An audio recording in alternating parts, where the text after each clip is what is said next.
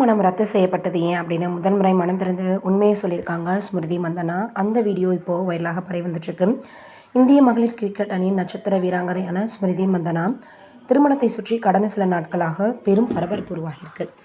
இசையமைப்பாளர் பலாஷ் முச்சல் உடனான இவருடைய திருமணம் கடந்த 23ஆம் தேதி நவம்பர் மாதம் சாங்லியில் நடைபெற இருந்தது.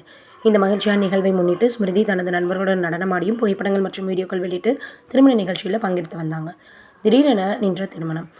திருமணத்திற்கு முந்தைய நாள் கடந்த சங்கீத் நிகழ்ச்சியில் ஸ்மிருதியின் தந்தை ஸ்ரீனிவாஸ் திடீரென உடல்நிலை பாதித்து மாரடைப்பு போன்ற அறிகுறிகள் ஏற்பட்டதால் மருத்துவமனையில் சேர்க்கப்பட்டார். இதற்கு பலாஷ் முச்சலும் உடல்நலம் சரியில்லாத நிலை ஏற்பட்டதால் திருமணம் உடனடியாக ஒத்திவைக்கப்பட்டதுன்னு அறிவிக்கப்பட்டது.